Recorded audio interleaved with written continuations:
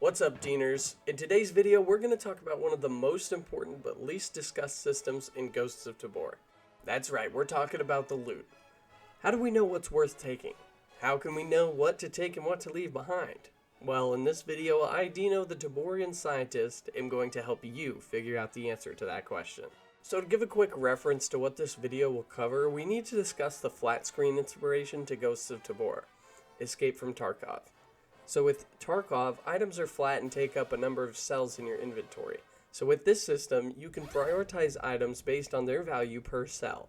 But in Ghosts of Tabor, the objects are 3D and so are the bags, so it's a little more difficult. But I have devised a value to volume ratio by measuring the volume of individual items in game and determining what is worth taking. In the remainder of this video, I will show you all some of the most valuable items for their volume, some of the items that are considered valuable but aren't for how much room they take up, and the least valuable items by volume. But before we dive into the details, I have to discuss my methodology for a second. I was able to come up with the volume for each item by measuring in a backpack with CPUs in-game. So the volumes are in cubic CPUs. I also use this same system to calculate the size of each backpack in-game so we can compare each backpack type to the others in-game. But before we get into backpack sizes, let's first talk about the loot. So first, I'm going to categorize each item by its value to volume ratio in a tier list, because there are some items that are a must take and others that don't actually mean much for the room they take up. I only did this for the junk items in game because those are the only ones I measured, because measuring every single item that can fit in a backpack in game would take forever. Plus, it would be impossible to objectively compare these items as they have other uses aside from their intrinsic value. Therefore, some players could think these are really useful and valuable items, and other players could not really care so much. I'm going to first start off by ranking some of the items that may come as a surprise to some of you. First off, the tackle box. A lot of people are taking this item into raids, but the tackle box is actually one of the least valuable for the amount of space it takes up. Obviously, if you're going to be leaving the raid and you find one and you have room in your bag, take it, right? Of course, it's worth 800 karunas, but it is only worth 4 karunas per unit, per cubic CPU.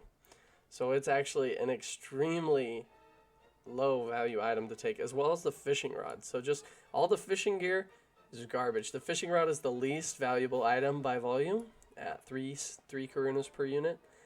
We also have the gas can down here at the bottom. Obviously, if you play hardcore, it's probably S or SS tier, but for those of us normal players, that's going to be an F tier for me, because it's only worth the 4,985 karunas that it costs to buy one. That's the opportunity cost. The sale price is like, what, 2,000? So very, very low value. I valued it at its purchase price, not its sale price. So it actually would be much lower. I mean, it's just off the page here. But we're going to go ahead and leave it in F tier, even though it's definitely lower. The wire spool at 7 karunas per unit, 7.5 karunas per cubic CPU. So it's also going to be F tier. We're going to go ahead and throw toilet paper in D tier. It belongs in F tier as far as value to volume. However, the fact that you can craft bandages with it, we're going to bump it up to D tier just for that. So we're going to go ahead and move on to power supply. The power supply is worth 9 karunas per unit, same as the toilet paper. It's slightly more, like 9.2. However, it's F tier because it takes up so much space and it's only worth 1,700, karunas. So if you have room, take it. But any item below B tier is like, I'm not taking that. I'm not moving anything out of my bag for that. Now we have the rope. The rope is worth 13 karunas per unit, so it's also going to go in. I'm going to bump it up to D tier just because we're getting out of the single digits here, but it's not by much. And next we have the tape measure. Actually, before I get into like the middle tiers here, I want to talk about some of the more surprising ones. So for the highest value items, you would assume, right, like, oh yeah, flight recorder, battery, but obviously the GPU, the hack tool, all these valuable items, the streamer items, right? We're going to put all the streamer items up there, but actually that would be incorrect, okay? I'm actually not rating pretty much any of those items I just put up there are not going to go in SS tier. However, what does go in SS tier is the CPU. Because I measured in cubic CPUs, this is actually 0.07 or 7/100ths of a cubic CPU. So yeah, that makes this worth 19,000 Karunas per cubic CPU, which is very, very good. We also have the other item is a streamer item, Timeless VR's Pocket Watch. Interestingly enough, the Timeless VR Pocket Watch is the only streamer item that is worth more than 20,000. It's worth 30,000. I don't know if this was intentional or they just missed the 2 and hit the 3 on the value here, but that bumps Timeless's watch up here into SS tier. However, some of the others are also going to go in SS tier just because they're also obviously super valuable. But before we get to the other ones, the USB stick is actually up here with these. The USB stick is actually worth a 2,567 Karunas per cubic unit. And then we have the Ranger Handbook up here in SS tier because it is worth an astounding 914 Karunas per unit. The NRS, I measured the NRS even though I'm not actually ranking it here, but the NRS would be up here as well as far as value, so definitely be taking those out of raid with you. I just had to throw that in for you guys. The RAM stick is the other item that is less than 1 cubic CPU at 0.5, so it's actually half of a cubic CPU. So 0.5 CPUs, which makes it worth 737.5 Karunas per cubic CPU. Then we also have Viper Sauce I'm going to put up here. It's worth 407 per unit. Tweaked Cheese is worth 381. And I think that's where I'm going to... the Electronic Wallet is one other item I'm going to put up here in SS tier. And here's why. The Electronic Wallet is worth anywhere between 200 and 200,000 Karunas. So obviously you're going to take it every time. But for me, I put the value at 2,000 Karunas, and per volume, that puts it at 378. So if you're getting 2,000 Karunas on average or higher, you're definitely getting that money's worth. So that's why I put it up here in SS tier. And that's going to be where we break it. Nothing else is going to get put up in here because all of the other streamer items we have in here are fairly large. Oh, I lied. The GPU is going in SS tier. Even though it's only worth 264 Karunas per unit, it's also got the bonus of being good for the crypto mining. But that is our SS tier. It's a little bit bigger, but these are all the items you're going to want to take every single time you see them. You're going to make room for these. These are definitely going to be coming out with you no matter what else on this list you have. So the hack tool is another valuable item, but it's only going in S tier. It's a little under 200 Karunas per unit. Rage Sack Saber's going down here. It's pretty big. I don't think it fits in an adventure backpack. And it's only worth 20,000 Karunas, so it's down here. Then we have the SSD. SSD's going in S tier, 259 Karunas per unit. The junk phone, also S tier, 242 Karunas per minute. Another bonus with the junk phone is, it's flat and small, so it's very easy to fit in your backpack. Nail pile, nuts and bolts, and capacitors. Actually, nail pile and nuts and bolts go in S tier. I lied. But the capacitors are down one. But anyway, nail pile has 176, nuts and bolts is 166. So those naturally are going to fall up here. All of the triple digits per cubic unit go in S tier or higher.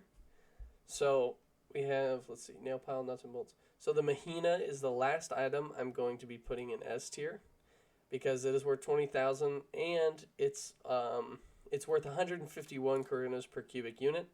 So it falls right there. And the USB charger is going to go in A tier.